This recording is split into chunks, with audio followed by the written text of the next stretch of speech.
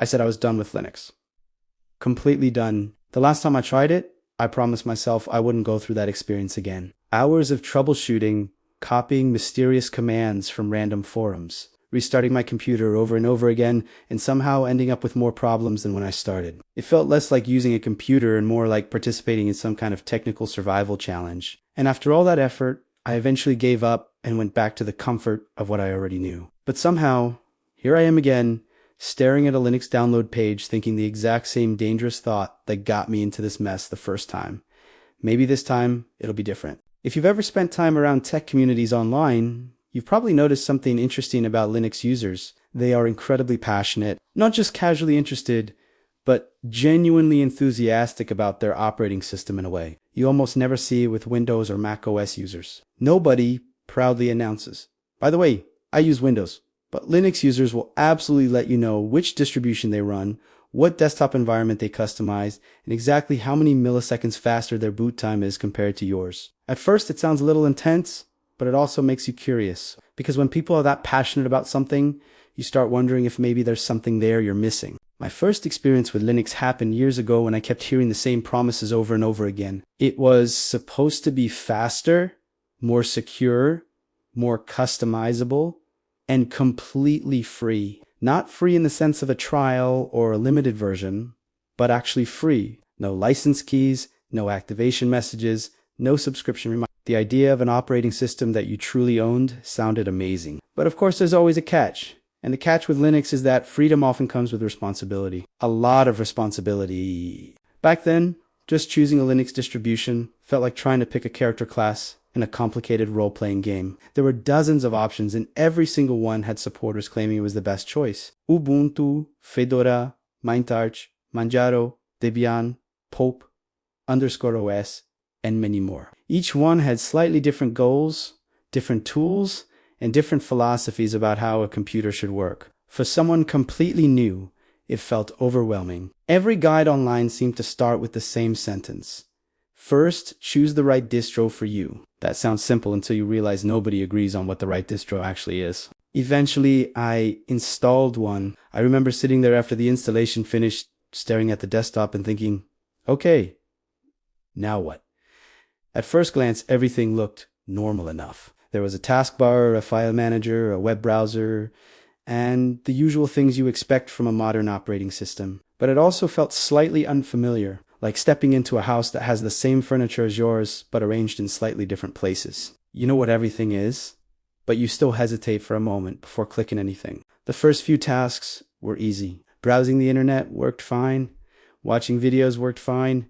Opening files worked fine. But then I tried installing a specific piece of software that I used regularly, and that's when the adventure really began. On Windows, you normally download an installer, double-click it, and that's basically the entire process. On Linux, sometimes the software is in a package manager, sometimes it's in a repository, sometimes it's distributed as something called a Flatpak or a snap, and sometimes the official instructions start with the phrase, "Open the terminal." The terminal is one of the most fascinating and intimidating parts of Linux. It's incredibly powerful. But when you're new, it also feels like you're typing secret codes into a command console hoping you don't accidentally break something important. You'll see commands like sudo apt install followed by a long string of package names, and you just trust that whoever wrote the tutorial knows what they're doing. It's a strange feeling giving that much control, 2 lines of text you barely understand. And then there are the error messages. Linux error messages have a special talent for being technically accurate, but completely unhelpful for beginners. You'll see something like dependency, not satisfied, or permission denied, and suddenly you're searching the internet again trying to figure out what that actually means. This is where you inevitably discover the world of Linux forums and discussion boards, which can be both incredibly helpful and slightly intimidating at the same time. If someone else has already experienced the exact problem you're having, you might find a solution within minutes. But sometimes the answers you find assume a level of knowledge you simply don't have yet. You ask a basic question and someone replies with a long explanation involving system paths, environment variables, kernel modules, and configuration files located deep inside directories you didn't even know existed. It's like asking how to change a light bulb and getting a lecture on electrical engineering. Despite all those challenges, there was something undeniably interesting about Linux. When everything worked correctly, the The system felt fast and efficient in a way that surprised me. Old hardware that struggled with modern versions of Windows suddenly felt responsive again. The level of customization available was incredible. You could change the entire look and behavior of your desktop environment if you were willing to explore the settings. It felt like you weren't just using a computer anymore. You were shaping it to match exactly how you wanted it to behave. But eventually, the frustration outweighed the curiosity, and I went back to my old setup. It was easier, more familiar, and most of the software I needed worked without any extra effort. For a while, I thought that was the end of my Linux experiment, but over the last few years, something interesting started happening. The conversation around Linux began to change. People started talking about major improvements. Gaming support was getting better thanks to compatibility layers like Proton.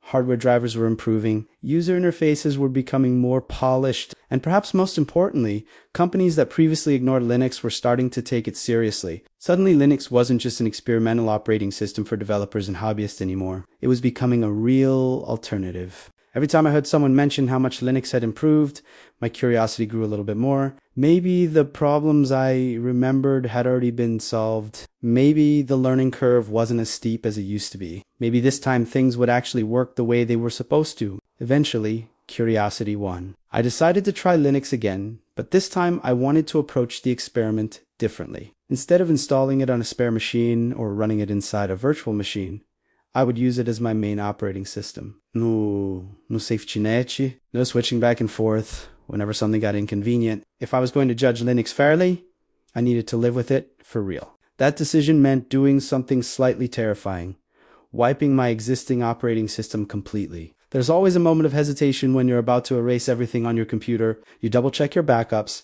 you question whether this is a good idea, and you briefly consider canceling the entire plan. But eventually, I clicked the install button and watched as the process began. To my surprise, the installation process was far easier than I remembered. Modern Linux installers have become incredibly user-friendly. The system asks for a few basic choices, like language, keyboard layout, username, and password. Then it automatically handled partitioning the drive and copying the necessary files. Within a short amount of time, the installation finished and the computer restarted. When the desktop appeared, I was honestly impressed. The interface looked polished, clean, and modern. Animations were smooth, the layout made sense, and the entire experience felt far more refined than the last time I tried Linux.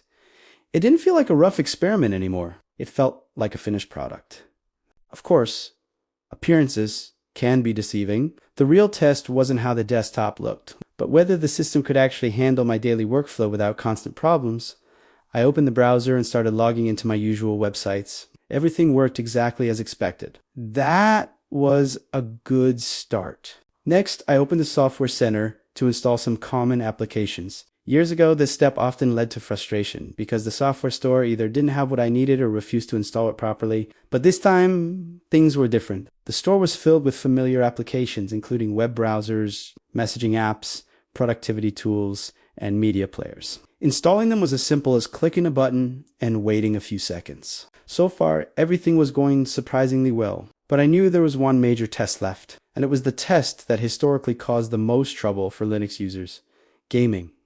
For years, the idea of gaming on Linux sounded almost impossible. Most major games were built specifically for Windows, and many developers didn't bother creating Linux versions at all. If you were a serious gamer, using Linux meant giving up a huge part of your game library. But recently, that situation had started to change in a big way. I opened my game library and began installing one of the titles I normally played on Windows. I honestly didn't expect it to work perfectly, but I was curious to see how far Linux gaming had come. The download finished, the play button appeared, and I clicked it while half expecting an error message to pop up. Instead, the game launched, and that moment was when I realized this experiment might actually succeed.